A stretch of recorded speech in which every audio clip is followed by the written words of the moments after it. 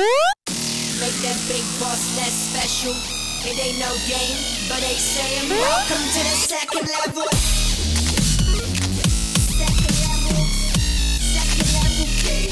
Second level. Hello, Internet, and welcome back to episode 32 of Codename Morpheus. We are back. We had a long vacay for a while, and it was a combination of things. It was I feel like we're finally, we said it a little while ago, but I feel like we're finally back. We're back in the groove. I mean, we do have one kind of thing we have Pixel to take Pop care of, Pixel Pop coming up, but you know, basically we're back on the grind again. But that's a month. It's about a month away. We have to do like 1 week. We have to be off because we have to go to the AV meeting and stuff. But forgot about that.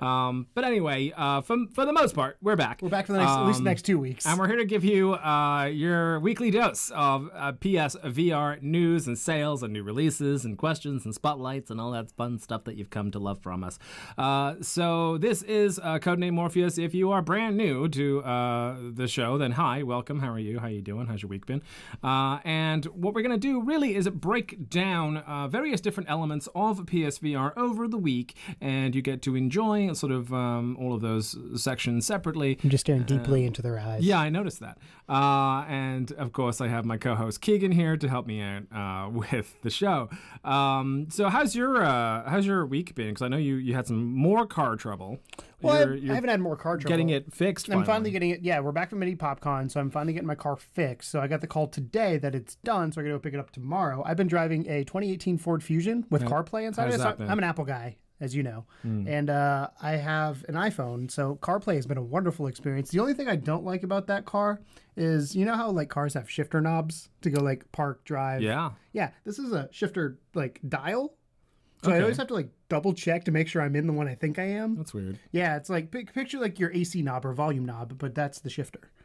Does it like click when you hit the right spots? There's clicks when it goes, but it's also just real weird. That is weird. Because I'm like, the first time I did it, I was like, oh. So yesterday, I had the day off, and my wife's like, we need to go to the post office, and we got to go to the grocery store. You're driving. And I was like, I don't want to drive. I don't feel very well. Don't make me do it. And she said, nope, you're driving. And my wife wins. So here's a sort of a story about that. I haven't driven. For those of you that don't know, I don't drive. I'm learning to. You have your permit. Worst hiccups right now. You have your permit. You don't. I have my permit. I'm learning to drive. You've never driven in your life. No, I never needed to. In England, you could get everywhere you needed to go on a skateboard, much less, you know, you needed a car. So I started to learn to drive while I was over here. I've had several bad experiences with it, but finally I'm like, you know what, fuck it, I have to do it. So I've been learning, and the first 2 trips I did were very successful. I did everything right. We, you know, survived. So that was good. This trip, because I wasn't really feeling myself too much as we were going, I just kind of forgot about very basic things while we were driving. Checking for traffic? Like checking for traffic, you know, that kind of stuff. So I first of all, I fucked up pulling into a spot. Like I pulled in too hard, and then like I had to do like the quick brake where like everyone in the car jerks forward and all the stuff falls down. So I did that. And then when I finally got out like going 40 into a parking spot? Oh yeah, it was bad. And then when we went home, there's this kind of like large like cross intersection scenario. And I'm coming up to the four-way intersection for those of you who don't. Yeah, that's actually what it's called. I don't know what the fucking name is. I'm coming up, and so far I've just been relying on like the lighting system, right? So I see the green light, and I'm like, cool, I can go. And I say to my wife, I can go, right? And she says, no, yields to the other side. I was already halfway going at that point, and I could see a car coming the other way, and I thought, shit, if I stop now, it's going to hit me. So I gunned it through the intersection, barely missing the other car, which would have hit my wife, not me. Did he honk at you? No, not at all. I think I just had enough space where they could have considered it to be like good driving, where I had good clearance, but it was really just like survival mode at that point. My wife was yelling at me like crazy. She's like, "You almost just killed me," and I was just like, "Yeah, I mean, you know, it's a green light, dude. I didn't see anything." And so my problem is that I can't like. Because I'm concentrating so I know I will go I will go back to VR in a moment. Bear with me. Self-indulgent moment. I can't deal with like looking at the mirror and then looking at the other mirror and then like looking over my shoulder. It's called multitasking. I can't do all those things at once. My brain doesn't work that way. So I have a hard enough time looking in front of me and thinking like, oh yeah, there's lights I'm supposed to be looking for and signs and stuff. And then, oh shit, what's my speed? I should speed up or slow down or whatever. Like, so I have too many things to focus on and my brain can't do it. So, that's why I'm going to suck at driving, but I'm still going to try. The hardest thing for me having this rental car is every car acceleration and brakes are slightly different. So when you first get in, it's just like, oh God, here we go. Right. Especially when I came from my hybrid to the one I have now is an EcoBoost, so it's not technically hybrid. I like driving. Like, it's a fun thing to do, and I feel kind of badass doing it. I'm just really scared. Stay tuned on Saturday. I've got my podcast topic literally just changed, and I've got questions for you. Okay. So let's not go into more detail, but I've got questions for you. Anyway, back to the show. Thank you for indulging me. So let's start bang on with the new releases of the week, of which there are not many, actually. So the two big releases, and there's a bit of DLC as well. The first one is Salaryman Escape VR, which is by Oasis Games, who have been kind of big on releasing PSVR stuff. They got a ton of stuff, like 4 games already out on the system. They did Ace Banana. Ace Banana, yeah. They did a couple, I think they did Pixel Gear, maybe. I think they did maybe even Dying Reborn or something. They did a couple of them. They did a bunch. And so their game came out. Now, if you had to describe, and you've seen it, so if you had to describe Salaryman Escape, how would you describe it? It's a puzzle game that reminds me a lot of Tumble. Tumble? Yeah, which I think it's the Tumble. Tumble is the right word. Tumble. Yeah. Well, I don't know if that's, I can't remember if that's the name of the game. It's Tumble mixed with, like, Waddle or Home or something Waddle like Home. that, right? Or like what was it? Wayward Sky, something like that. Yeah, Wayward Sky. I mean, it's a 3D. It reminded me, if you've ever played the mobile game Monument Valley. It's basically, there's an environment that's 3D that you can spin around and or potentially, I guess, walk around in VR, and then you have to guide your guy through these 3D puzzles. Which as soon as I saw it, I was like, yes, please. The price, little sketchy here. It's on sale right now, so that is a bonus. It's $16. I'd have to see how many levels. Right. And I'd have to see a little bit more gameplay to see how diverse. And as it's an Oasis game, I don't expect it to be super packed, but it's $16 down from $20. To me, it looked like one of those like Waddle Home or whatever, like this 3D platform things where you're basically controlling the environment rather than the character. But yeah, there's lots of like shifting blocks around to make your little guys go. It's kind of like Lemmings across with Mahjong, I thought. But is it Mahjong? No, what's the one with the tower? Mahjong. Oh. That you pull pieces out? Jenga? Jenga. Yeah, it's kind of like Lemmings mixed with Jenga. So I thought that was kind of interesting. And then the other one isn't out until Friday, so that'll be tomorrow for you. Let's be honest. I'm more likely to buy this one than I am the other one. This game is called Esper, and it is going to be $8 when it releases on Friday. At least there's no official price up from Sony yet, but everything we've caught so far has said about $8. That's from a press release from one of the VR outlets, and it's coming out to PSVR and Oculus that day, so there's going to be the same price. So that being said, it is a Keegan game. It is a Keegan game. You're basically like, you have some kind of superhuman powers. You're set in an office environment, which very quickly turns into a lab environment, and they're testing your ability to do various things. So you would suck at this. I would definitely suck at this. If Keep Talking Nobody Explodes taught me anything, it's if there's a puzzle, you're not solving it. It's kind of like static style layout, but instead of having like your hands in a box and you're trying to solve the puzzle there, it's a lot of Ruth Gimberg machines and stuff. Is that right? Ruth Gimberg? Goldberg? Rune Goldberg. The machines that Go use all the time. Where you have like all this stuff going on. The other game it reminded me of too was a little bit of what's the James Bond one? I can't think of the name of it right now. Oh, I Expect You to Die. It reminded me a little bit of that without the whole death thing. It's just more the puzzle aspect of like, do this, see what happens. So if you've ever been to like your local science center or whatever, where they have like, put these tubes together and see if you can get the bowl from A to B. It's a lot of that kind of stuff. But it looks decent. For $8, I'm gonna buy it. Yeah, I haven't played PSVR for a long time. Buy it and record it and let me know what you think. I probably will. So Esper, $8. Or stream it maybe. That's out Friday. And then on top of that, there was some pretty big DLC that came out for Pinball FX2 VR. I like Pinball FX2 VR. It's such a cool concept. Very interesting concept, and you really couldn't do it any other way. But this one's actually a pretty decent DLC. The price is a little steep for my liking, but you can tell why when I tell you why.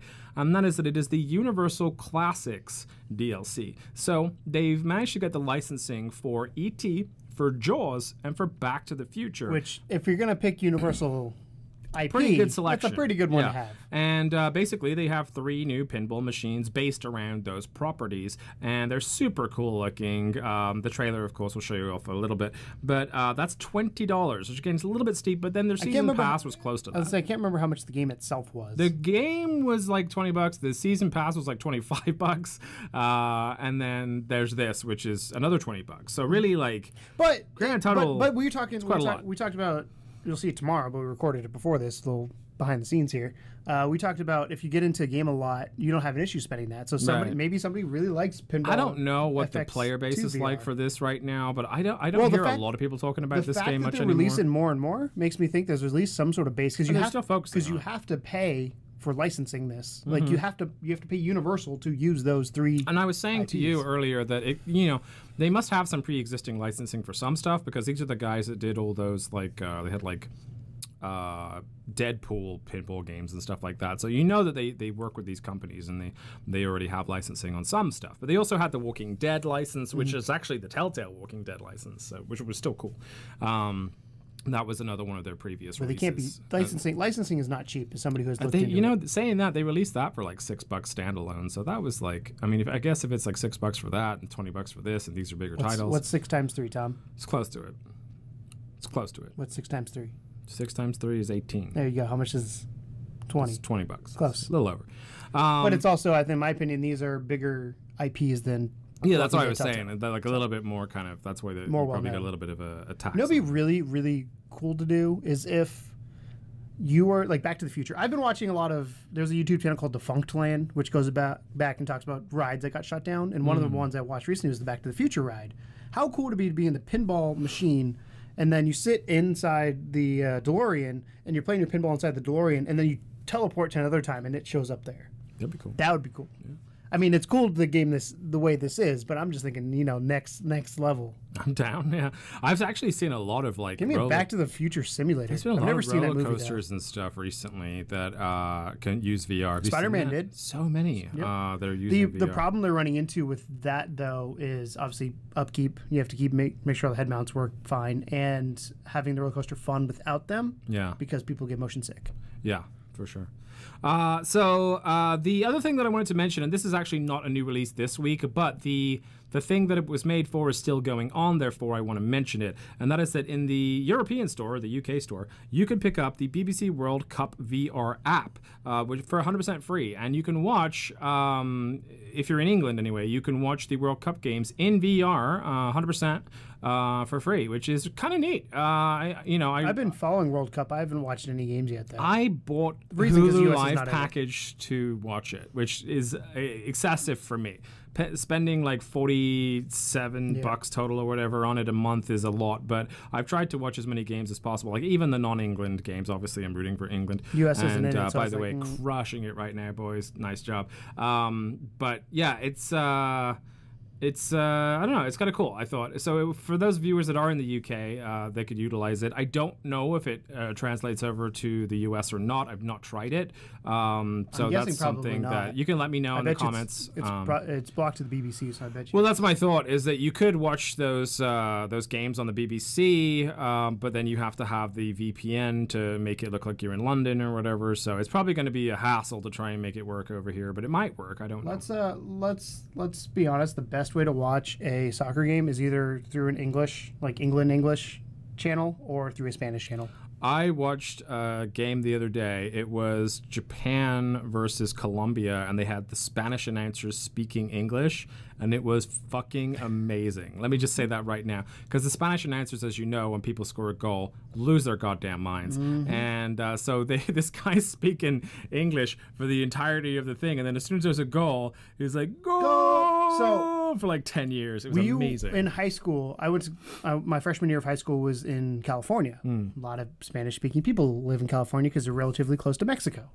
And during my math, one of my math classes, we we had nothing done. We finished our tests. It was like finals week or something, and we had finished our final, so you just had to go to class. We watched the World Cup, but we couldn't find an English channel, so we watched it in Spanish, and it was the greatest experience. Amazing, because everybody they're so hype. Even people that didn't care about soccer was like, "Oh my god, what's happening?" When the Colombia scored a goal, the guy at the end was going ole ole ole ole, like, dude, you're a commentator. You're not supposed to be chanting. But it was fucking amazing. So yeah, his guy was like Jorge something was his name. So props to the Spanish announcers for the World Cup. But yeah, so that's something that if you're in England, you can take a look at. If you're in the US and you have a UK account, download it and try it. If not, we have a way to do it. Yeah. So there you go. So that's it for your new releases. I'm going to take a very quick break before we move on to the sales.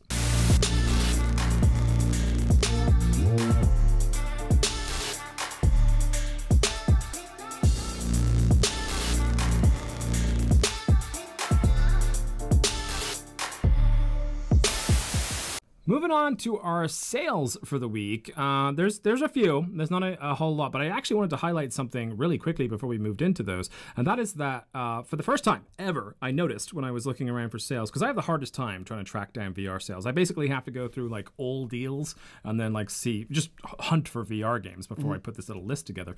And actually now in the PSVR section of the VR store is VR deals section. It was grayed out this morning. Because I think they were just introducing it. I don't know if they're like ready to rock and roll with it yet or whether I just hit it too early. But that's a new section now. So these games are going to be A, way easier for me to track down every week, but B, way easier for you to track down every week because you can just hop in the store, go to the VR section, and then there's actually going to be a VR deals tab that you can just go to, which I think is really cool. And again, it shows committed focus towards that part of the store, which I think is cool. So the sales this week, we have MLB Home Run Derby VR. That's $15 down from $20. Home Run Derby. Is it Derby? It's Derby. Is that the American way to say it? It's Derby. So, as you know, that's the officially licensed one that they were taking around to various ballparks in America, and then they decided it was so successful that they made like a home version for you guys to play. I've not played it. Honestly, it's not really my thing. I don't know if it's like similar to like the Wii home run thing that you got to do. I had back in the day. You remember those plug and play things that you had? So mine was it had a home plate, which was like just everything, you put everything on when you're done with it. But you had a baseball that was connected to it that you could throw, and you had different pitches you could select, and then you had a baseball bat. I want something like that. That'd be cool. But like that's what reminds me of is like the base. I used to have a baseball bat peripheral that you'd swing like kind of like the Wii, but it's remember how many fucking peripherals the Wii had? Jesus, man! Every like time you get a Big Lots or whatever, there'd be like a new peripheral in there. I saw a Wii badminton racket one time. Yeah, it was so weird. Yeah. Football Nation VR tournament is $6 down from $10. It's weird because when you go to that particular one, it has the was it VRFC like logo stuff on it, but it's not VRFC. It's a different game. So I don't know if that was a screw up by the store. And I assume these are all PS Plus discounts. Some of them, not all of them. Yeah. But yes, that one 6 down from 10. Chess Ultra, definitely a PS Plus discount, is $6.50 down from 13. Now that's cool. It's a good game. I wish they had kept up with it. I feel like it was a little fuzzy graphics wise when I first played it, and I don't know if they ever sharpened it up any or made it like better for the pro or whatever, but I mean, Chess Ultra was a great game. I mean, if you like chess and you kind of like the idea of being able to set your own environment, like literally you can go from being in this like lovely little bordello to being on a hilltop with death, and I'm playing chess with death, which is, I think, pretty fun. Smashbox Arena, $6 down from 20. Smashbox Arena has a decent fan base, but it is a multiplayer game, and as we know with VR multiplayer games, you have to kind of, take it with a pinch of salt if there's not too many people online, because it's hard. It's really hard to maintain a multiplayer player base for these games. But Smashbox did have a pretty good reception when it came out, and that $6 is a pretty cheap price, so worth looking at. And then the one that's the biggest drop of the week is Touhou Kabuto 5 Burst Battle. That's $9 Never heard of it.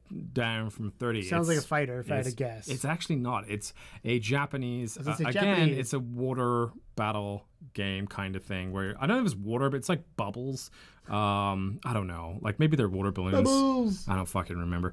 Either way, this was one that people were really excited about. Oh, NIS made all the nerdy people were anyway, and it finally came out. It is a VR kind of battle game, but I wouldn't call it a fighter game. But yeah, Touhou Kabuto 5, which just is fun to say. Burst Battle, $9, down from $30. And that is your entire sales roundup. Just remember that new VR deal section should be live by the time you see this, or hopefully by next week, if not. And we're gonna but that's only on the console. I tried to look on the website. It doesn't show up on the website. It's only on the PlayStation Store. If you're on the PlayStation console itself. Thank you for pointing that out. Because I tried, I was like, it's not there. I will be right back with your news.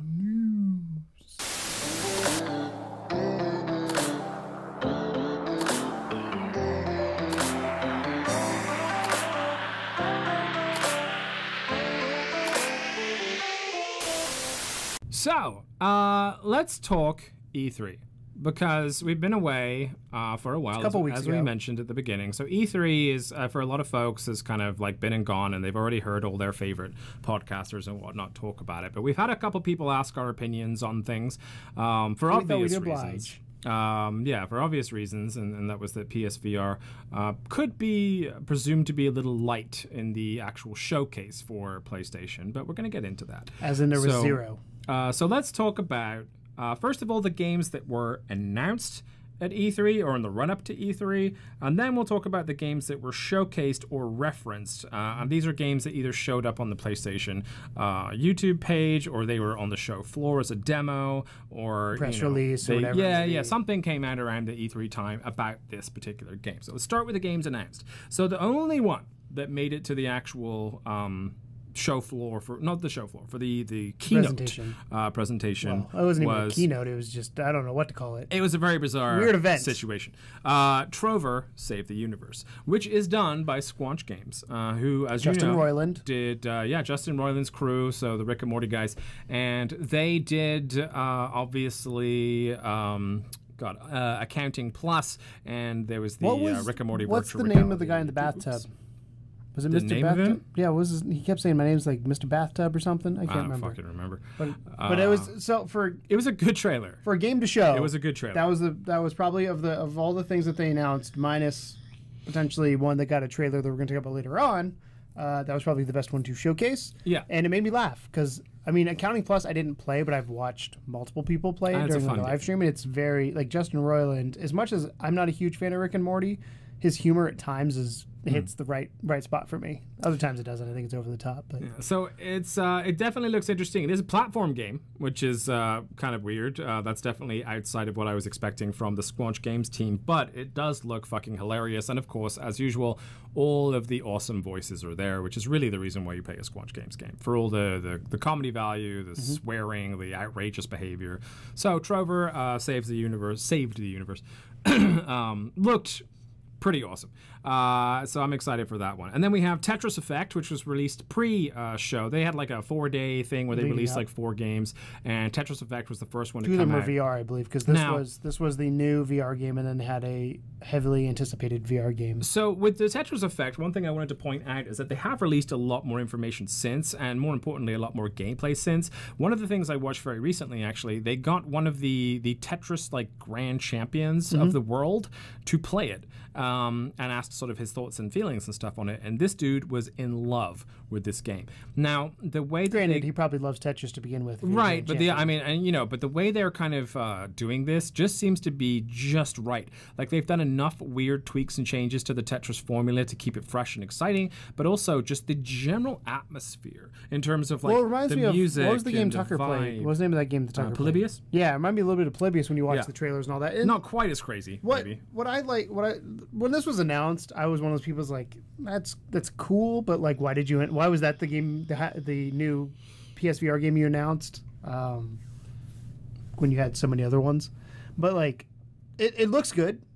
It reminds me a lot of Super Hypercube, which is what I liked, but there's a lot more. I think there's a lot more to it than what I saw, because I've not dug in since. I just watched some of the newer footage on it. The initial release was like, that's interesting, that's cool. I've kind of already done a lot of my puzzlers. I'm like, I want to get the puzzlers I want are the ones like the what's Esper? Yeah. Like that. Well, everyone can play Tetris, right? I mean, it's universally Tetris is the most sold game of all time, units wise, right? Not money wise. I mean, it's universally playable by everyone from ages like 3 to 83. You know, it's just an awesome concept and a game that's absolutely stood the test of time. I'm gonna put a plug for somebody that's not us. Go look up the Gaming Historian. He has the history of Tetris and kind of how that all came to be. And it's really interesting. It's like 30-ish minutes. It's a Russian game, wasn't it? But yeah, well, yeah. It was made during the Soviet Union, so the guy who made Tetris actually made it on a work computer, so he didn't get any money for it. But then there's also licensing issues when they tried to license it outside of Russia, and it became... Watch the video. It explains it better than I can. But if you're interested in all about Tetris, good little Norm from the Gaming Historian has a cool little... So Tetris Effect looked really cool. We're excited about that. Beat Saber, of course, was the highly anticipated one, which we kind of all knew was coming anyway, so I don't know why they chose it for that necessarily, but it was nice to get confirmation. Because a lot of people are anticipating it. Yeah. They didn't lie there. No, that's true. I think we all kind of expected to see more footage of like Firewall or something, but yeah, or maybe even No Man's Sky. Firewall wasn't there, but I don't think Firewall was on the show floor. Yeah, but it wasn't. They didn't talk about it. But I also think it's a 2019 game, so it probably just wasn't ready. No, it's not. It's this year. Is it? Oh, that's scary. It's within a month or two. That's scary. You know why that's scary? Why? Because PSX would be the next place you'd show it, and that's in December. No, it's gonna. Trust me, I don't think they need to show it. I think at this point everyone knows it's dope. So I mean, again, we'll get into that later because that's actually one that we're gonna bring up. But Beat Saber, as you know, is like basically musical lightsabers. You have like Guitar Hero style things coming down that are either blue or red. You have a blue and a red lightsaber. Plasma sabers, because lightsaber is trademarked. And you have to, with your plasma sabers, chop the red or blue blocks. Looks fun. I was showing this to somebody who doesn't ever play VR, and they're like, "That looks really interesting." You know, there was a guy at Eddie PopCon that had it. You could pay like $20 to play half an hour in the Vive. Oh, nice. Yeah, he was there. They were doing something else too, but that's like how they generate money for it. So they had the Vive set up. I would say this will definitely probably end up getting added to our list of games that you can exercise to in VR. Based on the only concern I have with it, and it comes back to like a core issue that Sony has in general with PSVR, is tracking is not necessarily the most accurate. Yeah. So it all depends on how big those blocks are when you hit them and how much it's pretty. It looked pretty wide. I don't think. Yeah. I mean, they've managed to pull it off okay with audio beats and the Happy Drummer and stuff. So I think it'll be fine. Yeah. It's just I just hope there's a little room for error with it. Table of Tales, The Crooked Crown is a sort of a tabletop game that made its way to VR. They showed very little footage of that, but it looked like semi-interesting. Not really for me. I don't think it's probably for you either. But I played a role-playing. I played a role-playing game at Indie Pop. You did actually, yeah. Got a full hour and a half into that thing. Yes, you did. And then Space Pirate Trainer again, kind of was a low-key announcement trailer drop on that, but that's already out on. Yeah. That was out on other headsets because I remember that was the demo I played on Vive when I went to the Microsoft store to try it out. What did you think of it? It was good. It was boring. Like, it was a lot of shooting things happening, which I'm not like. What's the Blasters is probably, if you want to get a shooting game, in my opinion. Granted, I only played a demo of this, so I can't tell you a lot about it. But Blasters was the one that's like, okay, this makes sense. Yeah, like this is because it was a bullet hell. I think that helped as well. Yep. Ghost Giant was one of the big announcements on the pre-4-day situation. Yep, nope. Ghost Giant was the game. I mean, it looks a lot like a Moss style thing. It looks really cool. I'm not going to do it because it's probably going to scare the shit out of me. It doesn't look that scary. There's a big monster. You are the big monster. Are you? Or are you You're the player? The ghost. Yeah, but then there's the thing that at the end of the trailer, he crawls up his hands up and it's just... And I just like, in VR, that guy's huge. I don't think it'd be that. That's like Shadow of the Colossus VR would scare me just because how big the Colossus is. It's not a snake, though. You know? It doesn't matter. It's so big. Well, anyway. So it looks kind of Moss-ish, where you're basically helping this young girl navigate a world, and you are the ghost giant. So you have big ghosty hands, and you can move blocks around, and you get the idea. Looked kind of cool. I thought it looked all right. Again, it looks good. I think Moss had a charm to it that I don't think this game does yet, but I will remain... cautiously optimistic until I play it. This next one I'm excited just because of who's making it. I don't know if I'm going to pronounce this correctly, but I'm damn sure going to try. Diracine was from Software. So this one is kind of kooky. So obviously From Software, most renowned for Dark Souls, Bloodborne, those types of things. They decided to make a VR game. It graphically did not look super impressive, but I don't think that's the plan here. It's designed to be, they said it's a lot more relaxing than playing a Dark Souls game, which was nice to know. It is a bit on the creepy side. It is a little bit sort of mystery thriller. I wouldn't say like horror at all. It reminds me of like Agatha Christie. Yeah, Agatha Christie's not like horror, but there are things that are creepy that happen. You're right. I think you're bang on with that. I think it's going to be more like a thriller mystery type thing than a horror necessarily. But interestingly enough, some of the people that kind of have played it or watched the demo pointed out that like there is almost some tie-ins to the Dark Souls Bloodborne universe. There's like a doll that shows up in the scene, which is the same doll which shows up in, I think, Bloodborne. And they were saying that potentially, like, this is the history of the doll that shows up in the other game, which I thought was, again, it's a neat tie-in. You know what I mean? It's like from a company that knows what they're doing. Obviously, they wanted to try something different. And if it is successful and if they do a really good job of it, then I would like to see a Dark Souls style game. Like I said, VR, one of the things I feel like a broken record at this point that we need to see is established IPs from Sony coming in, but I think established third-party people supporting it as well. Because I feel like a lot of the VR devs right now are not people that made other games. It's people who are making just VR games. Other than obviously, you had Skyrim, you had Ubisoft at the beginning with a bunch of stuff. Bethesda's been pretty good for VR, yeah. Ubisoft has too. Ubi as well, yeah. Not recently. That's the thing. It's like I feel like it was all front heavy, and then I wonder if like Sony incentivized them. I'm expecting. I'm really, really excited for Firewall, but I also think that there's going to be a lot of surprises here. There's going to be a lot of surprises coming out, I think, and I like that. I like the idea that not everything is necessarily being spelled out for us right now, but they are still doubling down on some commitments. So we're going to sort of get into that. I'm still a bit shaky. Arcus Path VR was the other one that was announced during the time period for E3. And Arcus Path by Rebellion, very famous developers. And they, as we watched a little bit of it, it kind of looks like, what did you say? Super Monkey Ball, but a little bit more, let's say, serene, where basically you are a kind of a ball cage / situation, and you have to sort of navigate around these little curves and stuff. But you get as long as tracking's accurate, that game's gonna be a lot of fun. Yeah. That's what it's gonna come down to. It looks like a good sort of just like vibe out game. Yeah, just zone out and play it. The guy we were watching said just zen out. Yeah. That's totally, and the music's done special and everything for it, so to make it kind of extra zen-y. So I thought that was neat. All right, so those were the ones that were kind of announced during the main period, and then there was games that were either showcased or referenced during the time frame. So these were either on the floor, they had versions being played, or they were sort of they popped up in various other sort of outlets. Let's say Vacation Simulator got a bit of a showcase. I think they had a full demo going there, and Vacation Simulator is a sequel to Job Simulator. I think we all know about it. We're all kind of excited about it.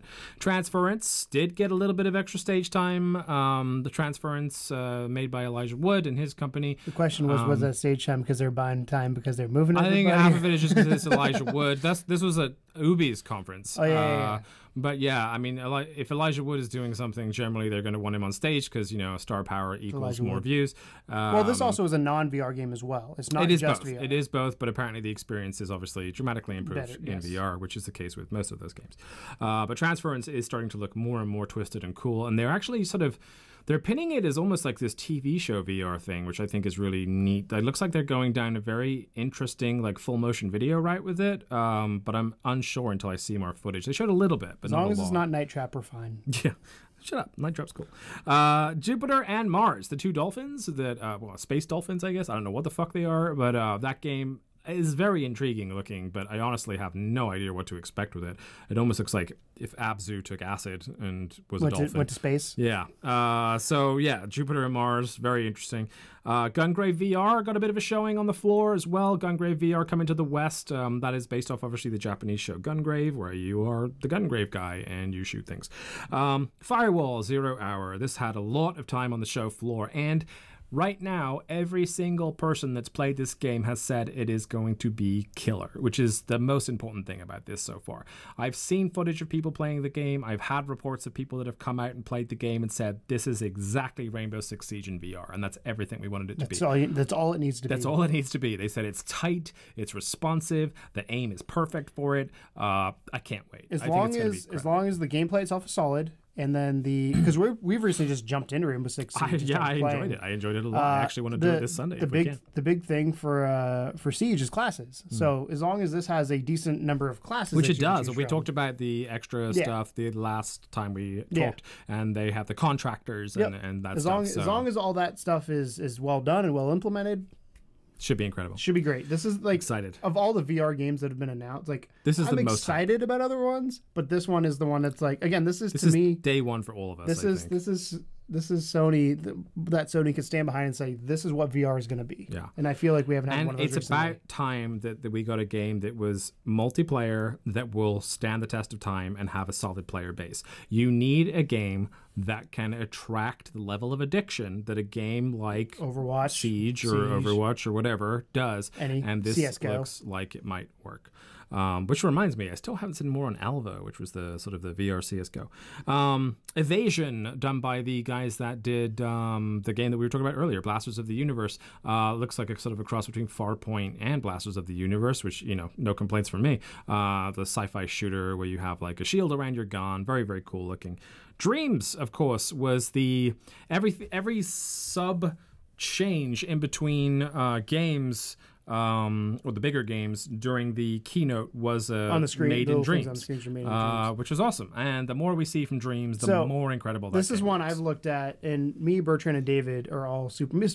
Me and Bertrand are super pumped. I don't know what David's excited. I know he's excited about it, but I think me and Bertrand are like next level hyped for this. And we were watching one of the trailers, and I shared it with him. We were watching it real time, and we go, "Is this multiplayer?" As soon as I said it was multiplayer, we were like, "This is for me as a day one buy."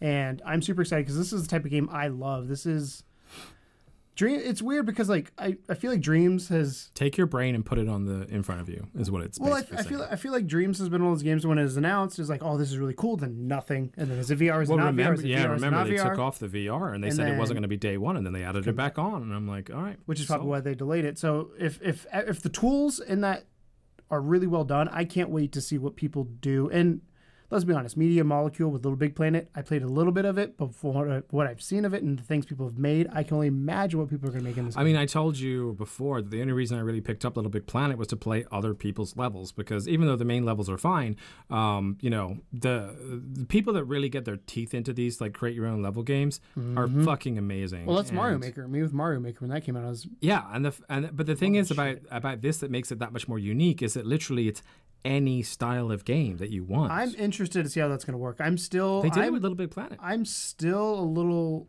reserved on kind of expectations on that, because I'm thinking it's going to be a lot of walking simulators, a lot of platformers, that kind of thing. I'm interested to kind of see what people do with it, but I'm also not having my expectations of like, you can make Call of Duty in Dreams. Well, I mean... because that's not going to happen. I mean, it might. I mean, trust me. If it does, I'd be excited, but I don't want to have that expectation of, like, you can do this. It would take a long time for those types of games to reach the light of day, but yes. I mean, it takes a long time to develop anything, but, I mean, again, it's just an exciting prospect, I think. And also the longevity of that is essentially eternal. So and that's I think that's one of the things VR is missing right now. Like you mentioned earlier with Firewall, the longevity of a lot of these games isn't there. It's like you're done, and then VR people, I feel like next. Yeah, we tend to chew it up fast. Creed, Rise to Glory looks like to be the first sort of semi-realistic boxing game. We've had a couple boxing games. Yeah, Knockout League. Yeah, the same Knockout people made League and Knockout League is making this one. Bar fight. I'm probably not going to get this because I have Knockout League and I play it every so often because Creed means nothing to me. Like this Creed skin means doesn't nothing. really mean anything to me either, but it does look like a solid playing game. Knockout League, if those people do virtually the same thing with this, it's a no-brainer, going to be a buy for a lot of people. Astrobot's Rescue Mission. As please. we know, looks like one of the best new titles to come out. Reminds me of Super Mario Sunshine. By the Robot Rescue guys. And then Megalith, which was show floor only. This didn't show up anywhere else, but they did have a live demo going on the show floor, which means that game is coming along nicely since there was an official playing demo. And then we heard reports of Kill X, the Western version with fixed controls, I might point out. This was show floor only as well. Kill X was a Chinese demo that was released a long time ago, and it's a horror game, but the controls were move-based and they were frankly terrible. I actually downloaded it. That's the first time I actually went to go ahead and download a Chinese account was just to play that game, and I was supremely disappointed with it. So, you know, I'm really excited that they've allegedly fixed the controls because the actual game itself looked like a lot of fun. But if you're into your sort of Brookhavens and stuff where you're in deep, dark places shooting zombies, you can't get much better than that. So, yeah, Kill X was on the show floor too. So for those people that immediately after E3 were like, boo, no VR, whatever. I think the big thing here was that they just approached it differently, right? Because they had, last time, they did like the sizzle reel for VR. They were like, and they released new stuff in that sizzle reel that they didn't even talk about. Like Skyrim was a part of a sizzle reel. It wasn't even like, hey, Skyrim's coming to PlayStation. It was just like at the beginning of the sizzle reel, Skyrim VR. And everyone was like, what, motherfucker? Like, what did you just say? And they didn't do that this time. They only had Trover. And I think a lot of people that only watched the keynote only got that out of it. Which is what most people watch. Right. So that's the issue. Which is fair. But they did the whole keynote weird this year. So it wasn't like it was special to VR. Like, I don't think they're ever going to do that again based on the back. Because everybody's like, their games were good, but that presentation was horrible. Everyone just wanted like bang, bang, bang, games, give me games, give well, me the games. whole moving people was just like, that was weird. It was weird. I get why they did it because they want to do The Last of Us. You're in the room. That was cool. The things that they showed were stunningly good. Yes. And I think that's why they wanted to spend more time there. There's the cutaways to other stuff. But yeah, it was like it was just a weirdly put together conference. It was very non-traditional. But for the people that thought that they only showed or talked about Trover, that only watched the keynote, we had Trover Save the Universe, Tetris Effect, Beat Saber, Table of Tales of Crooked Crown, Space Pirate Trainer, Ghost Giant, Deracine, Arcus Path VR, more Vacation Simulator, more Transference, Jupiter and Mars, Gungrave VR, Firewall, more of that, Evasion, Dreams, Creed, Astrobots, Megalith, and Killex that were all showcased. And I'll point it out a little bit later, but also of all the gaming sections at the entirety of that show, PSVR had the biggest one, which I thought was a big... Within the Sony booth.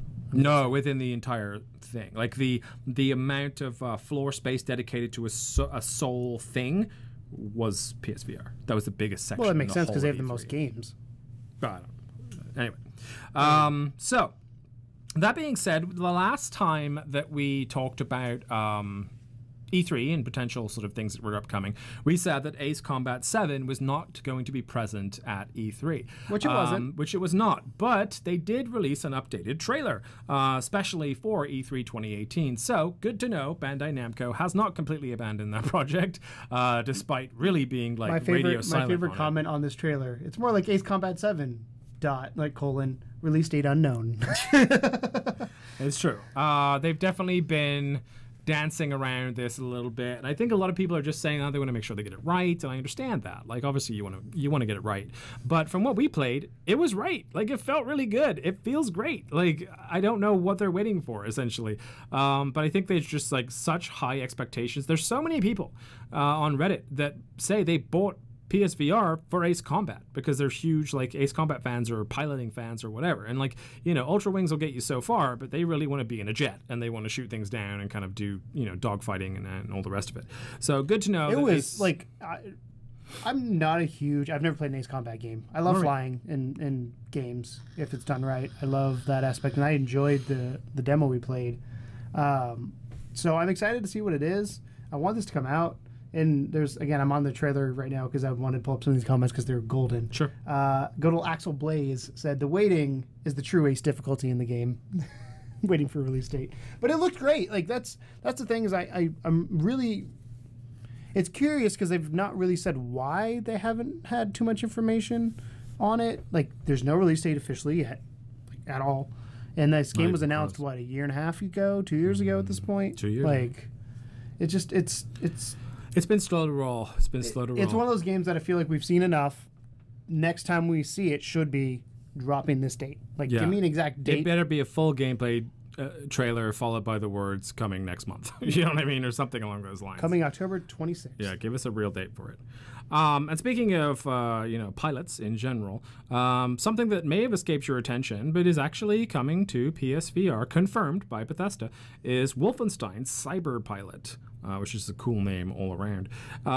So Bethesda has actually been focusing a little bit on VR more. I know it seemed like they were a little light on the VR at the E3 showcase, but they had Wolfenstein Cyber Pilot, Prey, Typhoon Hunter, and the Elder Scrolls Blades, and they're all original experiences built for VR. Now, the only one so far that's been confirmed for PSVR is Wolfenstein. However, I think we can all kind of expect the other two to make their way there, because... I don't know, because Fallout hasn't made it to PSVR yet. Yeah, but these two games they're low-key experiences. They're not like challenging technically, so I don't think there's any reason for them not to do it essentially. But then the question you have there is, what's their deal with like Vive? Because Vive exclusives mean a lot. It's possible. PSVR exclusive meanwhile. So as the name suggests, Wolfenstein Cyberpilot puts the player at the helm of a number of different war machines, and in the E3 playable build, that consisted of a Panzerhund, a large mechanical dog equipped with a flamethrower. The demonstration version of Wolfenstein Cyberpilot was a seated experience, which begins with the player launching into an automated hacking, AE loading screen, of the mechanical beast before finding themselves enclosed within the vehicle. A linear path lies ahead, but movement isn't on rails, as seen in Skydance's interactive Archangel. Instead, locomotion is completely free to be controlled in first person, complete with strafing and quick 180-degree turns. Wolfenstein Cyberpilot is, for all intents and purposes, a slow-paced first-person shooter opposed to a mech battling video game. So there's a bit of update news-wise for you there on Wolfenstein Cyberpilot. Definitely coming to PSVR, definitely has some cool shit in there. And speaking of Bethesda and keeping on the theme of Bethesda, we talked about recently how Skyrim has kind of like lost a little bit of its flair. A lot of people have dropped off that game. So I guess Bethesda decided to tweak it up a little bit and add a bunch of new crap. So we have patch 1.4 is officially on its way, and the lovely folks at Bethesda decided to share with us all of the different things that have been tweaked for patch 1.4. So here you go. They added a new main menu experience, which I am yet to experience myself, so it'll be interesting to see that. Globally improved visual fidelity, particularly on the PS4 Pro. I think we can all be happy about that. So that means they've sharpened it up a little bit for everybody, but as well on the PS4 Pro. Increased the maximum value for the height offset slider, so you can be as tall as you want, guys. Various bug fixes, and then changes when using the PS Move controllers. So in direct movement, change the secondary X button to move the player backwards. Added a new option enabled by default to show hands when sheathed. Sheath and unsheath have been moved to hold secondary circle. Adjusted angle for spell targeting to be more comfortable. The existing swimming has been moved to a new option for realistic swimming. Swimming by default now uses direct movement style controls, which I assume means you're doing this, which is kind of cool. I like that. Added option for HMD relative direct movement instead of controller relative direct movement. Added a new option for realistic bow aiming, which uses both PS Move controllers to aim, and players can now point at map markers and get information on them in the local map mode. So there's a couple tweaks there for Skyrim, which sound pretty good. I mean, obviously the best of which is the fact they've updated the graphics. They've updated the fidelity of it, which is neat. What do you think? I've probably done to Skyrim. Like it was cool to walk in, and it's a monumental point for VR, but I never got into it really. I played it for like 2 hours, and like this is cool. Yeah, but I think you never really gave it its full, warm. Well, I didn't like the difference with the movement. And the problem is I got sick really easy too. Like when I go up and down stairs in that game, I don't know what it was, but I immediately was like, nope. Like I was live streaming, all of a sudden I was like, I gotta stop, otherwise I'm gonna blow chunks. So like, I also don't have the nostalgia feel for Skyrim. Like for somebody who has no attachment outside of Elder Scrolls Online to the Elder Scrolls, I guess, franchise, like I have it. Skyrim means nothing to me outside that it's pretty and has lots of dragons. Like that's cool. That first sequence is very terrifying when the dragon breaks through the wall when you're not expecting it. But like, I don't know. The way I look at it is you can only make an older game look so pretty unless you completely redo it. So, well, unless you have mods. Yeah, but I've seen mods that basically make Skyrim look like the real world. They're not going to do that on PSVR. Probably not. So you might be more excited about this then, and that's the patch notes for the recent update to Knockout League, which is a game that you are into. So we got some features and gameplay updates, so let's talk about it. Features. Added a new body blow punches to focus mitts and reflex alley. Added gameplay modifications panel to focus mitts, no body blows, no voice, and no dodge. Added gameplay modifications panel to reflex alley, no body blows, no block, no dodge. Added timed workout mode to focus mitts and reflex alley, where players can select a difficulty and a specific session length. Added stamina mode difficulties, easy, normal, hard, to focus mitts and reflex alley. Added infrastructure for future content updates, including an announcement module, which I think all of that basically like pleads to the exercise sort of part of it. I wish there was a way to like track your, because I do with my watch, but if there's a way to track like your calories burned in that game, that'd be cool. That would be neat. Gameplay. Adjusted spacing of balloons within hook and uppercut volleys in Reflex Alley to improve punch consistency. Rebalanced health penalties in Stamina Reflex Alley so that longer combos are necessary to gain back a lot of health. Reduced power threshold for punches in Reflex Alley to improve punch consistency. Rebalance the speed of Doug's punches in Focus Mitts. Rebalance the rules for when dodge callouts can be issued in Focus Mitts. Rebalance how often Doug moves in Focus Mitts and how far he moves. Replace mistakes mechanics in Focus Mitts. Stamina mode with health mechanic from Reflex Alley. Rebalance the punching speeds required for each zone in Speed Bag's speed meter. Reduce the amount that barrage turns during flurry attacks. And lastly, added rotational play space readjustment when holding the options button to calibrate. Thank you. And fixed an issue with Doug getting his lines cut off when returning to the training hub from Reflex Alley. So it looks like they put a lot of stuff into the focus mode in Reflex Alley, obviously. I feel like I said that a lot. Yeah, that's, I mean, again, more patches, more updates, more fixes. Like, people putting the effort and time into making those games better is always a good thing, and we're always pumped about it, so that's super awesome. I'm really happy about that. So the next bit of news here is kind of neat. I thought you would like it. This is my this is my weekly convince Keegan that VR is still doing fine piece of news, and so here we go. So VR is predicted to be the fastest growing area of media and entertainment market from 2018 to 2022, with eSports being the second. That's kind of neat, man. I mean, and it's not just by a little bit. If you look at that bar chart there, sir, that's a big ass bar chart. So go ahead. I'm gonna pick your bar chart apart. Do it. Because I use percentages. All right. So if you're growing from 1 to 2, that's a 50% increase, right? Oh. 45. This is 40% increase. So how many units are out there? And I'm not saying VR is not going to grow, because it's going to grow. And I think once we get to the point where we unlock, and the way I look at VR is VR. You have to remember, is not just gaming. It's the big one. Probably the biggest one right now is Gear, because it's every Samsung new nicer Samsung supports Gear VR. Google has Cardboard. Like, Apple is got their own stuff. They mainly focus on AR right now, but they have the ability to do VR. And like, that's the thing to keep in mind, is I think mobile VR is going to take off. I don't know what that means. Obviously that then will have an effect on consoles, because when you have companies like Google, Apple, and all these researching technology, that's only going to show better things to then produce in the future. I still think it's too early for VR to be a big, like, mass media kind of everybody welcomes it. Well, I think that's why they're saying it's predicted to be the fastest growing. It's not necessarily that it's the fastest right now. It's just that they see VR as being such a sort of interesting area. And remember, this is of the media and entertainment market overall. Yeah, this is not just because video games is separated out as well, which doesn't surprise me, because if you think about it right now, how many things outside of porn have VR when it comes to entertainment and media? Right. So again, you're going from nothing. Of course it's going to be the fastest.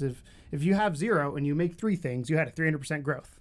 So you got to keep that in mind. Like, I agree it's going to keep growing, and I feel like I'm down on VR a lot when it comes to this kind of stuff, but I also want to be realistic that, like, percentages. I grew up in a family that was a marketing family.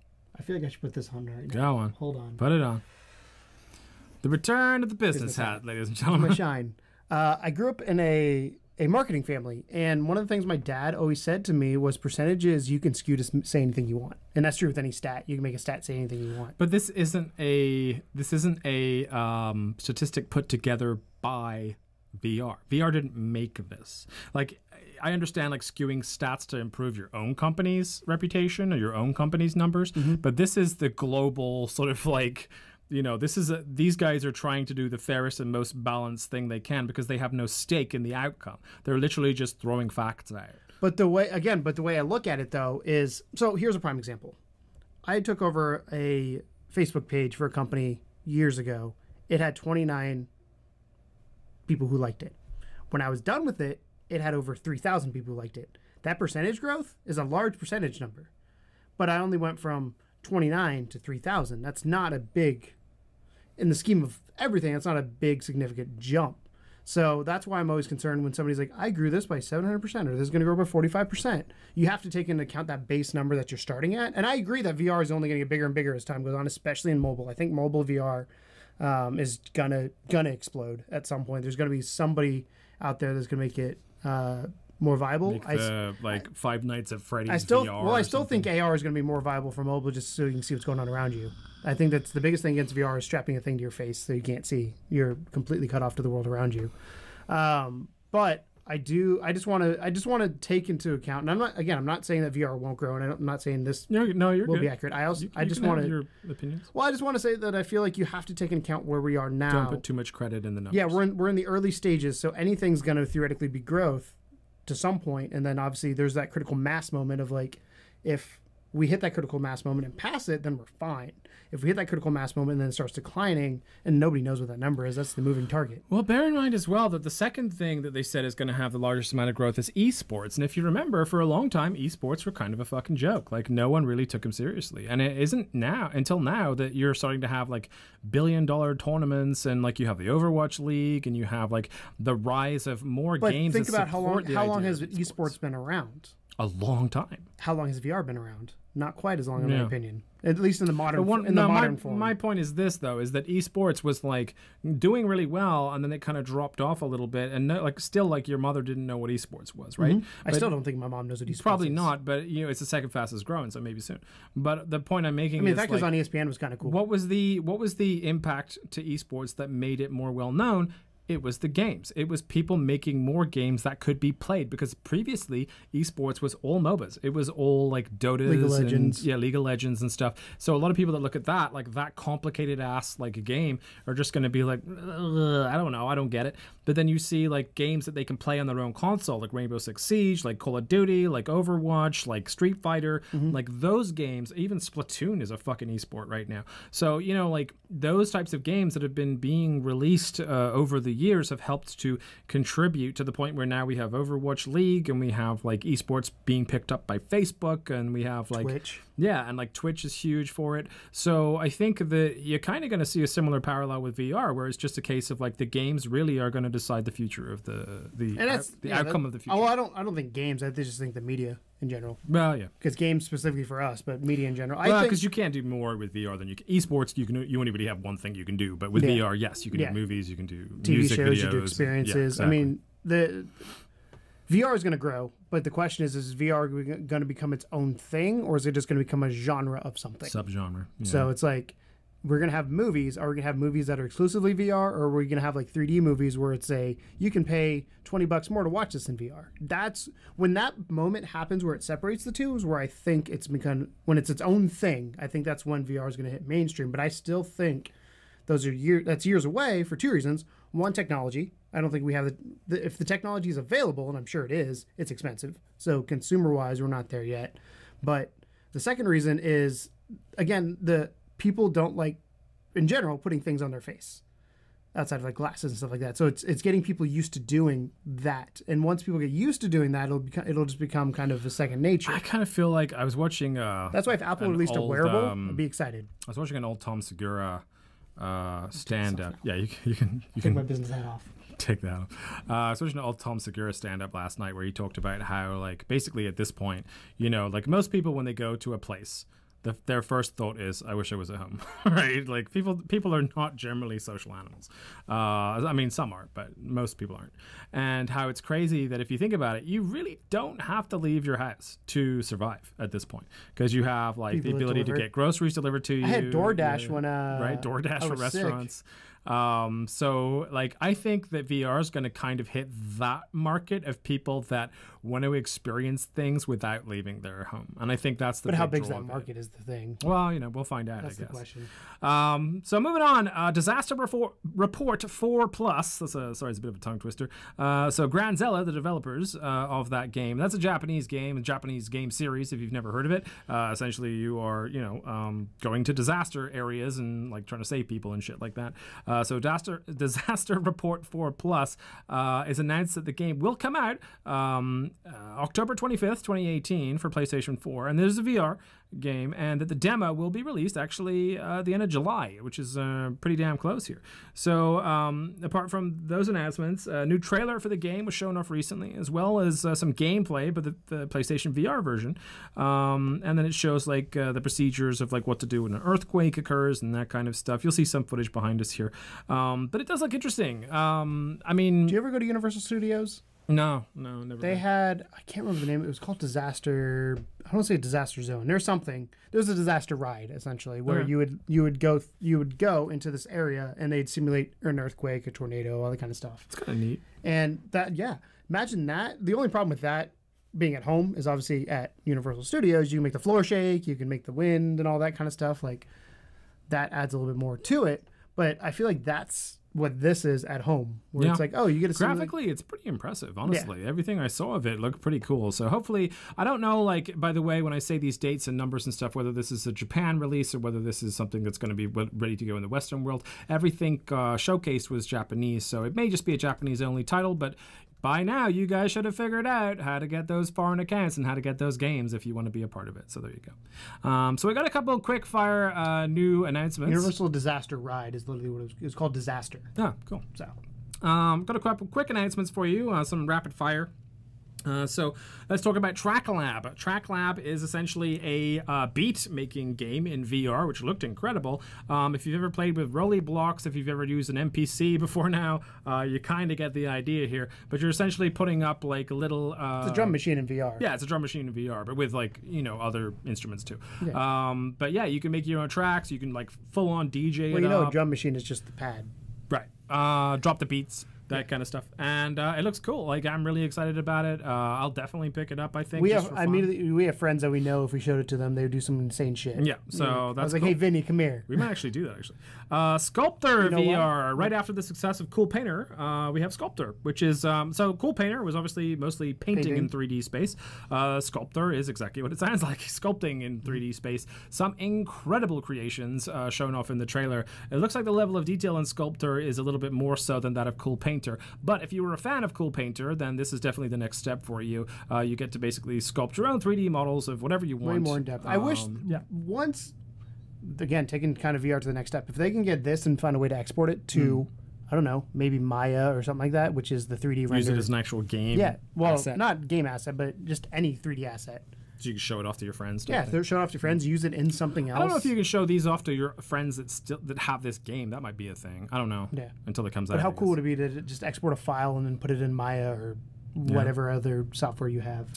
And then one that you were particularly excited about, and you showed this to me. I kind of knew it was coming out, but I didn't really like dig too deep into it. Is a game quite simply called Blind.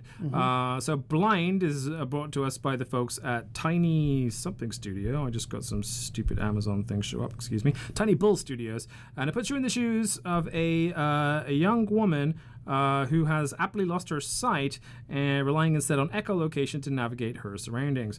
So, so this thing is freaking out for me, so I'm just going to go ahead and like not read any more of that.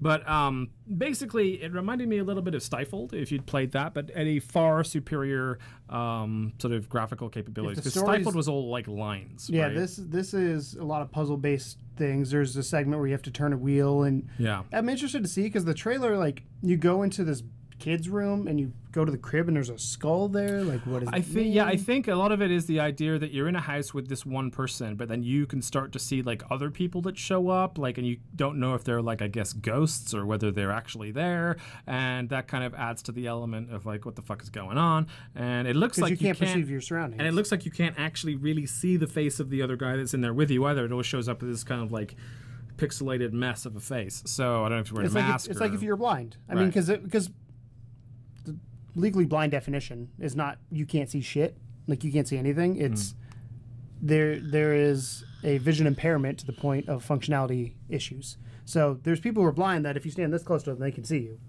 But for those of you listening, that's like there's also different variations of like face blindness is something where you just can't make out people's faces. Which is kind of interesting. So, but yeah, so it looks like taking the sort of the concept of a game like Stifled, but taking it to the next level there with like more intrigue, more mystery, more horror, perhaps. Definitely not as weird as Stifled. Stifled was super creepy, like when you had like glitch babies that were running around screaming and stuff. But yeah, it looks really, really cool. So that's Blind. And then lastly, the news for this week, I'm going to top it off with kind of a shocker, actually, which I wasn't expecting this to happen. I'm kind of not surprised because of the amount of time it's taken to hear something about it, but also at the same time, I really did think they were going to do something. And that is that Microsoft has said it's no longer planning VR support for Xbox. which is kind of crazy. So when you start reading about the sort of like reasons, it gets less crazy. But here you go. So essentially, let's find like there's a nice quote in here. Mike Nichols says, "We don't have any plans specific to Xbox consoles of virtual reality or mixed reality." Nichols goes on to say that PC is probably the best platform for virtual and mixed reality, and that the Xbox are focused primarily on experiences you would play on your TV. Yeah, Spencer was talking to Road to VR, and he said that although he was long-term bullish on VR, it wasn't ready to come to Xbox yet, and the market was years away.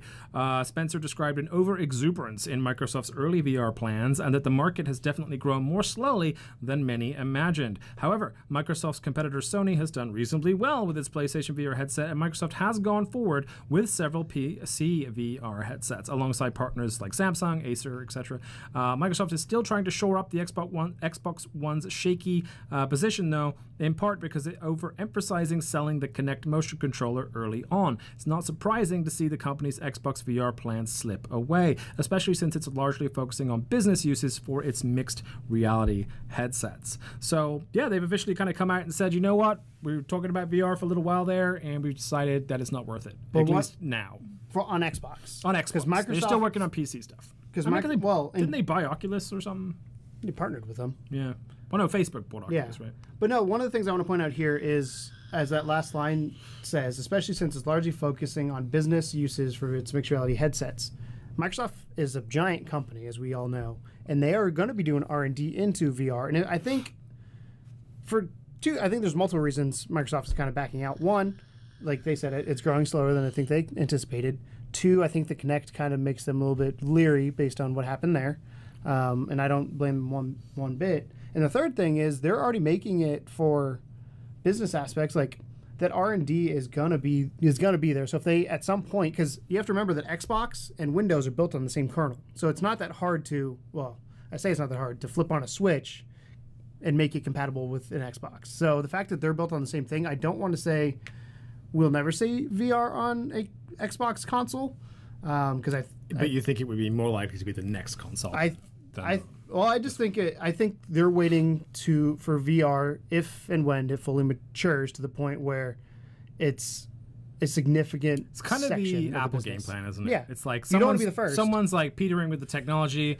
Let's take a look at it, get it done right, then release it when it's ready. But, you know, I think Sony is doing really, really well with PSVR. You can definitely see there's been struggles here, there, and everywhere in terms of some of the games not being quite as successful as they were made out to be. But as we've sort of showcased a little bit talking today, there's definitely more coming. And there's definitely kind of this little hype around it, still this little buzz around it. And they are still focusing on it. Like they had the, largest section of the show floor dedicated to PSVR. They have all these kind of little tweaks they're making to the PS Store to make it easier to look at deals and stuff like that.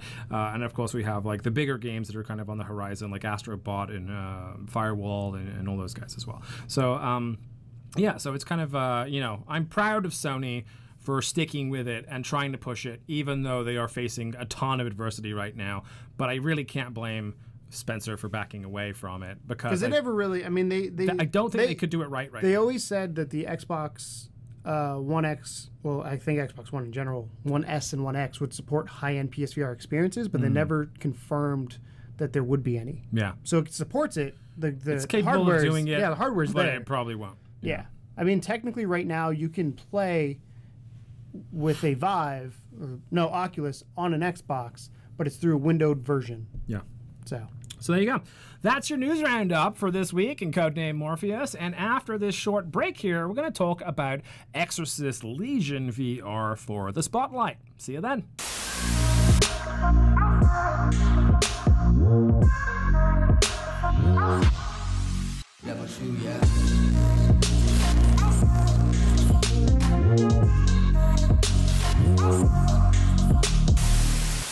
welcome back to the Spotlight. And this week, we've been away for a few weeks, and honestly, the VR headset's been collecting dust a little bit during that time period because we've been, to different locations away, and we've been focusing heavily on our indie game side of things for a little while. So I was excited to jump back in and pick a game to spotlight for this week. So yesterday, I decided to pick up Exorcist, or The Exorcist Legion VR is the full title, and this is one that's been on my radar for a little while. It's been released on Oculus and Vive and a couple other things. Finally got its PSVR release, and we've been sort of getting emails from the devs sort of talking about like bits and pieces.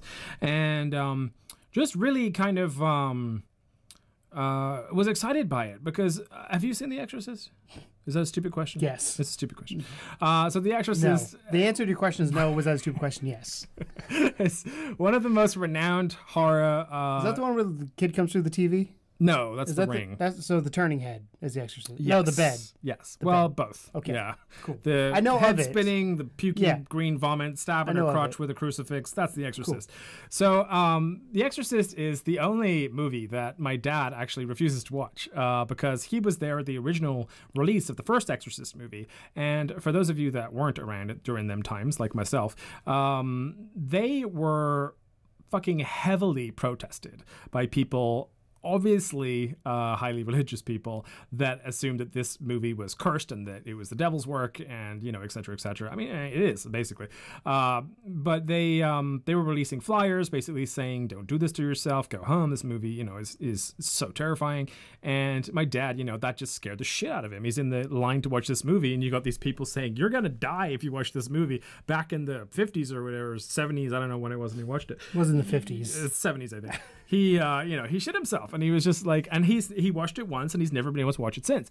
Now, one of the sort of the main things about the Exorcist movies is that they do tend to play with your emotions a little bit. For example, they'll have like half-second flashes of a devil face will just appear for no reason. 1973. Thank you. And just kind of like lots of creepy stuff going on. They had to cut out some footage. There was one where Reagan, the girl, did a backwards spider walk down the staircase at like high speed, which just freaked out too many people. So they cut it from the theatrical release and then later put it back in. The movie was banned from England for a while. I remember we had to find like this dodgy VHS version of it to watch it. Just like a lot of crazy shit around those movies. And there's like 5 of them, right? The first one obviously is the hectic one.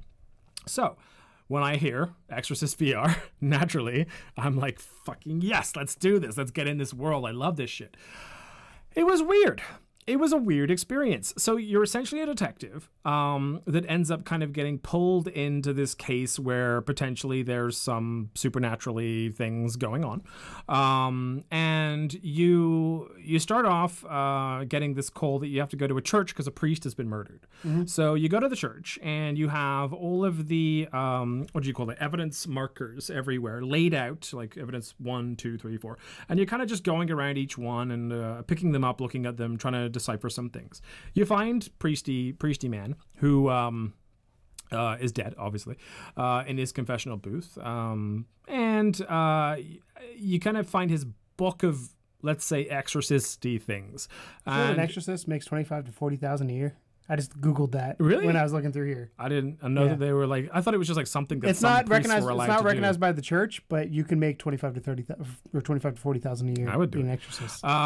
So you couldn't do it because you're not part of the Catholic Church. I know, but I would do it. So you get this little like I want to say it's like a keepsake box, right? That has like various things that you have to find in order to create your exorcist kit. So you have like vials of holy water, a crucifix, a light, and some other bits and pieces that are in this little box before you can have your exorcist kit. And so you're kind of picking that up, and like, kind of as you're maneuvering around, there's like a statue of the Virgin Mary with blood dripping out of its eyes and stuff. So there's like a little bit of creepiness factor going on, but nothing too crazy. And then as you start to go into the back room and finally pick up the crucifix, which is the last part of your kit, you can hold the crucifix up and you'll actually feel as you're like waving it around, like certain areas where it starts to vibrate. And you're like, that can't be good, right? So I'm going to go this way. So like this game is split into 5 different stages that are all released separately, by the way, and they're 20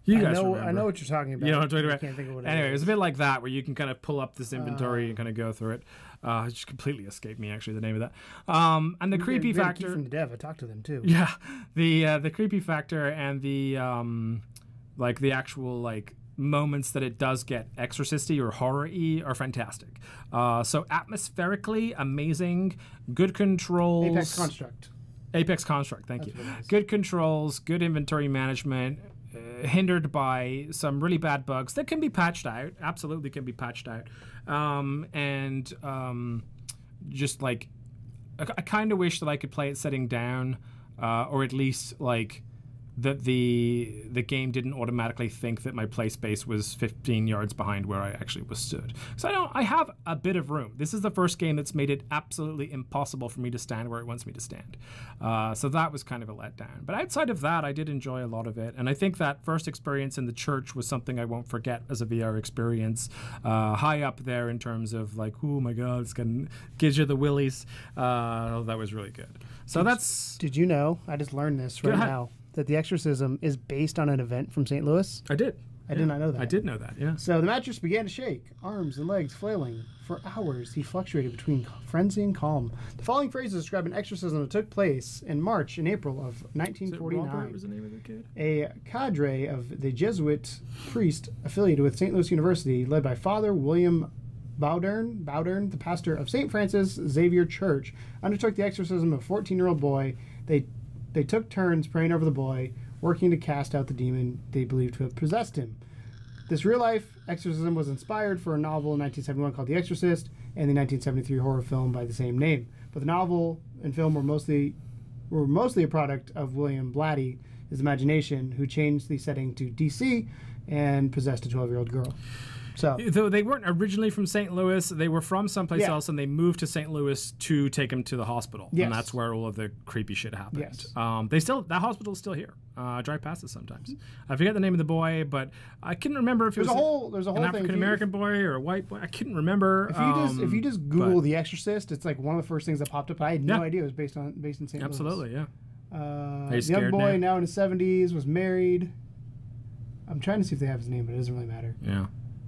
So. It was up there by St. Louis University, I think. Exorcist, awesome movie, based on a story. Technically came a lot out of St. Louis, and the game apparently the wing is demolished. Is touch and go. So that's my kind of overall summary of the Exorcist Legion VR.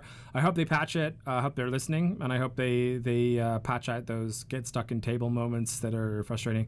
But that's the spotlight, and after this, we're going to be moving on to the final question of the day.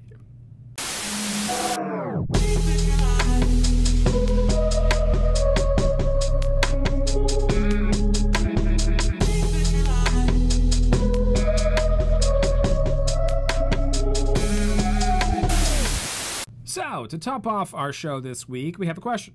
And I'm going to just throw this out there. We're probably going to argue, but it's going to be okay. Mommy and daddy fight sometimes. That's how it works. But this is a question that a lot of people asked me after E3 was over. So I have a kind of a container question. So let me read the whole thing to you. E3 was light on stage, yes, but heavy on trailers and actual show presence, with the largest gaming area for one thing in the entire convention. Should we be worried or not? I think that's the key thing, because a lot of people went on Reddit. I went to Reddit after E3 because I knew it would be a shit show, and there was at least like 20 threads like, the fuck, Sony, what are you doing? And to an extent, I was with them. I was like, yeah, like there should have been more. I was disappointed. But then when I dug in, because we have to dig in, it's our job to dig in. So we dug in and we found all this stuff that wasn't announced or that came out during the week, because they did a lot of stuff. Like they announced new VR games after the fucking keynote was over at random like showcases and stuff. That's what they do with indie games sometimes too. So after sort of watching all of that and just realizing that Sony just did E3 weird this year, I felt like it was worth talking about. Are you worried about VR specifically because of that E3 performance, or do you think that the supplemental stuff and everything and having the biggest section says that they're still invested? I'm worried, and two reasons. One, I'm going to start with your biggest section kind of argument that I know you're going to use is the biggest section because it has the most hardware it's got to use, so you have a big play space to showcase those games. If you think about it, you need a lot of place to play VR. You said for yourself when you played Exorcism, if you had a small room, it didn't work. You need to have a lot of play space. You need to have, there's 80,000 people that go to E3, so you need to make sure you have enough game headsets to be able to do it.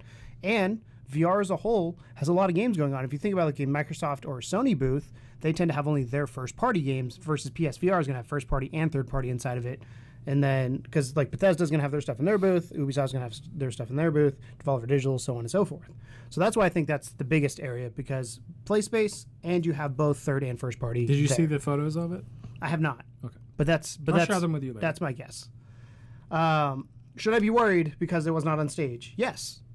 Because that, to me, shows Sony's not putting enough significance or importance to showcase it to the people who aren't going to dig deeper. There are, I would say, probably, I'm going to say 70 to 80% of people who follow E3 do not dig beyond those keynotes for announcements. They'll talk about what they saw in the announcement. They might get one or two things that come out here and there from IGN or GameSpot or whatever it may be, but not going to do what we do and actually go digging for it. And that sucks because how do you grow a platform? You get in front of people who don't have it. Well, the people who are looking are most likely the people who are either already interested in it and probably going to buy it, or the people who already have it. So you can't grow a platform doing that. So I think having the Justin Roiland game, the Trover Save the Universe. That's it. Having that on there was good because it's like, oh, this is a funny thing for PSVR. The downside of that, though, is it's a very adult game. So if that's mom and dad here, prime example, kid is, let's say, 10 to 15 years old. He knows E3, he knows about E3, it's a thing that happens. He's watching it, parents come in, what are you doing? Hey, I'm watching E3. Oh, anything cool? Like, because they want to get ideas for Christmas when that happens. There's this PSVR game that was this. Okay, mom looks it up. It has all these cuss words. It has all this dirty humor to it. Mom says, you're too young for that. Well, that's all she knows about PSVR. There's only this one game that was showcased. But is that any different to Last of Us or GTA or any other fucking adult video game? No, but you know more about those. So from Sony's conference, Sony's conference specifically, if I was a parent and my kid is 10 to 15, we're going to use that range because I think that's a lot of the times where kids are that aren't buying their own games. Last of Us 2, be no-go because I would say it's too violent for you. What's the I can never remember the name of the samurai game. Ghost of Tsushima. That's it. That would be a potential maybe. I would probably say no-go because of how violent it was when he sliced the dude in half and gutted him. But Spider-Man to me is a no-brainer. Like, oh, I'm going to buy Spider-Man for a kid this holiday season because it looks good, he's excited, it's Spider-Man, I know what I'm getting into. So I'm taking it from the perspective of a lot of people who don't dig deeper because E3 is the only time outside of controversies where the gaming industry hits mainstream media. We pulled up earlier top 8 games from E3 for indie games, and it was on Red Bull's website. You have things like New York Times reporting on it. You have things like, I'm trying to think of another big one that reported that normally doesn't, but the mainstream outlets pick up little bits in here and there on E3. And the problem with that is they don't hear about VR, or if they do, you know how much they like controversy. They're like, oh, this is what PSVR is. It's a dirty mouth game that you're going to get. Can I chime in? Mm-hmm. So my sort of counterbalance to that is that you're putting the viewpoint of this entire argument to a 10 or 15-year-old kid. I would argue that the age range for PSVR owners is probably way higher, age-wise. Yeah, people who own it already. Right. You know, I'm talking about people who but even people that would be that interested in it, because with your 10 to 15 year olds that are all playing Fortnite right now and doing the stupid dance, I wasn't. You can't categorize everybody in that because I didn't play Call of Duty. I'm not doing a one brush situation. I'm just saying, like, largely the people that are going to buy a PSVR headset need to have the income to buy a PSVR headset. Or parents. But for the most part, if you are a kid and you got your Christmas wish list or whatever, you're going to ask for Last of Us and Spider-Man. You're not going to ask for a PSVR headset because that's kind of it's a toss-up whether you like it or not. It's a little bit too much money, even I think for most parents to swallow on their 10-year-old kid. So I think that the market for PSVR tends to be slightly older. So even though Trover was the only thing they showed, the reason why they showed it was because they know how popular Rick and Morty is. And that's an instant like, oh, this is done by these guys that did Rick and Morty. They're putting it to the Accounting Plus and the Rick and Morty virtual reality audience, and they're being like, this is a crazy batshit game. So anyone that looks at it and just sees how crazy and weird it is, they're usually going to be more on the adult side, and they're going to be maybe Rick and Morty fans as well, because 10 to 15-year-olds, even though they like Rick and Morty, I guarantee you the adult audience is larger, right? So I think that you are right in the sense that, yes, they could have showcased maybe Robot Rescue or something. Yeah, something else like that and something else, because I have no issue with it, because I think it's in my opinion, you're absolutely right about that. And I think the being light on stage was a detriment to them. But I also think they didn't do E3 right in general this year. I don't think it's specific to VR, because they didn't do the same treatment for indie games. They didn't do the same treatment really for anything outside of those first 4 games. The way they did it was cool. I mean, everyone that watched that keynote was blown away by Last of Us, by Ghost of Tsushima, by Spider-Man, and by Death Stranding. So I think that the way they did it was an awesome kind of way of doing it. It was a very almost artsy way of saying these games that we've been talking about for the last 3 years. They're finally coming out. Yeah, like really take a look at the gameplay on this shit and tell us that we're not. Well, so follow-up question, because I've been saying this for a while, and Sony said we are at the end of the PlayStation 4 life cycle. They have come out and said that. They haven't said when that is. They didn't. So they that was blown a little bit out of proportion, but I'll go with it for your argument. It's in the twilight. We can. Well, they said it, and then someone else came out and said no, they didn't actually say that. They said this, and it's a whole thing. Well, we can agree that PlayStation 4 is probably nearing the end of life cycle in the next few years. I'd say 2020, 2021. Yeah. So the next question with that is, are they holding back for the next thing? Because I think that's what Microsoft's doing. It's funny because I kind of joked with this where Death Stranding, I think it's going to be a PS5 or whatever it is. It's going to be a launch title for it. It won't. The reason I say that is it'll be both on PS4 and PS5. Because could you imagine what Kojima could do if he had more powerful hardware and the crazy shit I don't think Sony are that far into production of the PS5 that they would have dev kits available for even Kojima to try it on right now. I think you're going to be looking more at the end of 2019 before you get anywhere close to them giving. Well, if they're releasing in 2020. If that is indeed the date, yeah. I mean, even if it's 2021, how long does a game take to make? Even then, what they do when they release a new console is they have an idea of 10 launch games that they want to release with it. A lot of those are going to be first party because they want to keep a lot of it under their hat. They want to be like, okay, or somebody who's close, or whatever. Kojima Productions is close with Sony. Well, they don't own Kojima Productions, but it's an exclusive. But I would say that. They own Kojima, let's be honest. If Kojima went somewhere else, it'd be really weird. Yeah. And he would keep his mouth shut. But I think that I don't think we're at that point where we're close enough yet for them to have a PS5 developer kit. But I mean, it's a struggle to get a PS4 developer kit for some indie devs. But I do agree to the point that, yes, they're probably winding it down to an extent, but I also think that largely at this point, I've still gotten my money's worth out of the PSVR headset, even with what's left to come, because of the experiences that I've gained. Like, I would say that $500 or however much it was when I paid for it was worth it to play through Resident Evil 7 in VR alone for me. And that's a personal thing. And I know there are people out there that are just like, give me more, give me more, give me more. And I get it. And Skyrim and all those other stuff, like, definitely was like icing on the cake for me. But I think that the fact that I get your idea about space on the show floor, but I really have to show you the photos of it, because you can see that even with the additional space, it was still ridiculously large. And the fact that when people are watching the showcase, and they've already come out and said, we're only really going to show ABC and then show a couple trailers in between. Those folks that do have PSVR, in my opinion, are older, mostly older. I would say if you were to quiz the age range of people that own a PSVR, the majority would be between the 20 to 35 age range. Those folks that were looking for VR, that may have been disappointed on the keynote, are also savvy enough to go looking for it. And Sony knows that.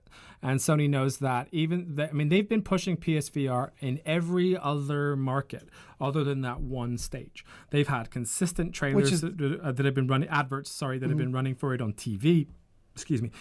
They've had a lot of focus on things like Moss and these kind of like they've had like even like USA Today write-ups and stuff on Moss because of the fact that it includes like ASL and that kind of stuff. Like they have been pushing it outside of E3. So the fact that everyone puts all their hopes and dreams on this one stage and says if they don't do this right, then they're doing nothing E3 right. is when the outside media looks at the gaming industry. That's kind of the take on it. Is like you'll get these things here and there, but not the like tech, you said. The regular media, yes, the tech media is different. Let me finish.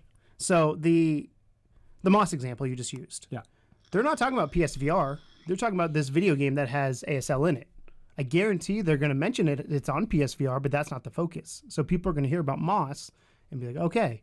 So where do we get this game? PSVR. Yeah, but even to that extent, though, like I still don't think people will care that much about it because once they see it, the price thing. And one of the things I would say too is, depending on how long you had your PS4, if you haven't upgraded to PS4 Pro, that's a different story. Like I think right now people are upgrading from OG to the Pro, which I'm the only one I think in our group that has not yet. But the other thing too is like when I was growing up, and I'm gonna preface this as you know, I grew up in a fairly wealthy house. Like my parents made decent money, so for me it wouldn't be out of the realm of impossibility. It'd be like I got a PS4 in 2012, 2013, whatever it was. Now I want a PSVR, and the PSVRs have dropped in price to $250, $300.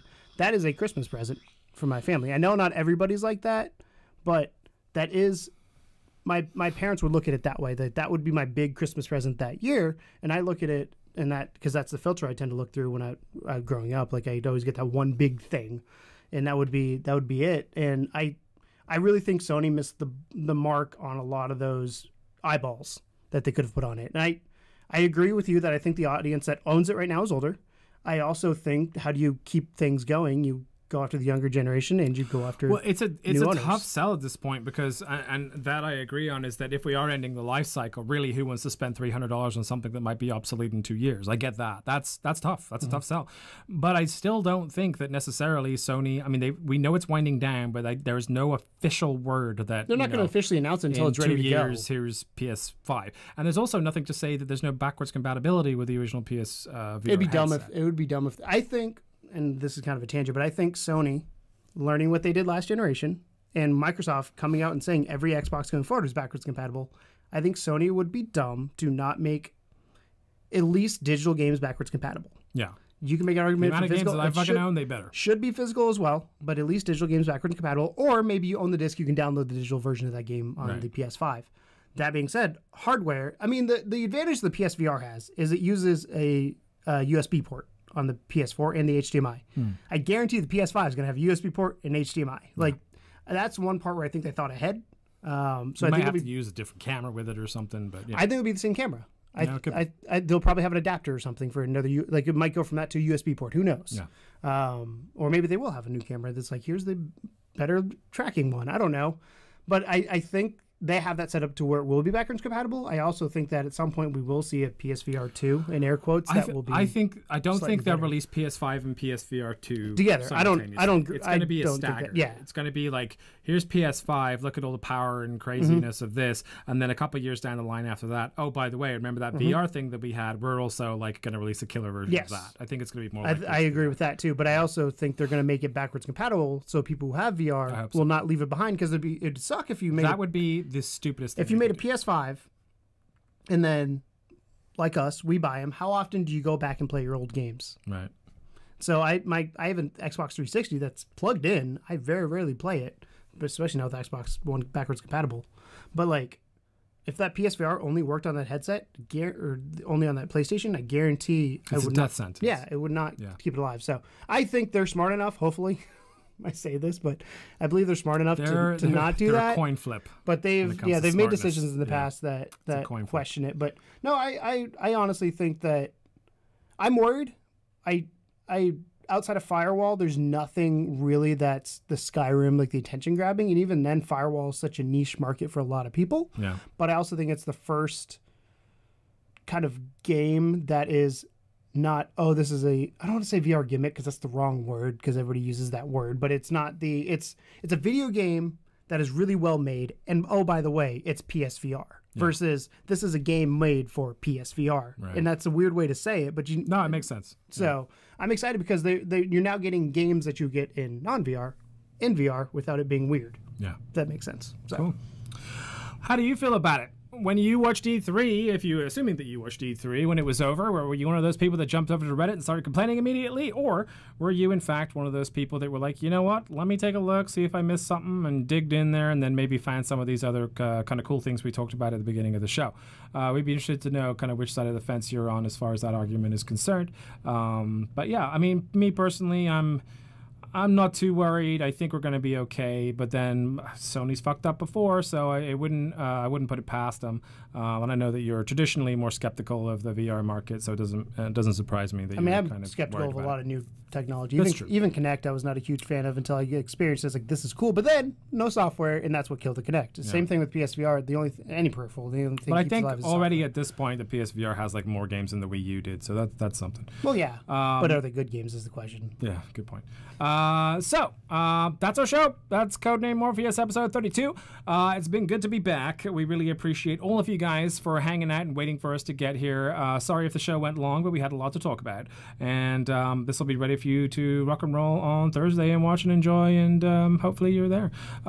So if you have any questions for us regarding anything that we talked about during the show, you know where to reach us, at Level2GamersSTL on Twitter, or you can join the Discord, which we recommend that you do, because Discord is popping right now. We're trying to revitalize that. You can talk to us at any time of day, at any point. You can reach out to both of us separately or together in the Discord, and that link is in the description below. And of course, if you're watching this for the first time ever and you're thinking these guys are kind of nice, it'd be cool to subscribe to them, please feel free to hit that subscribe button and maybe the bell too, so you know when we're going live. We really appreciate all of you guys. Thank you so much for watching, and as always, welcome to the second level. Bye. No game, but they saying welcome to the second level.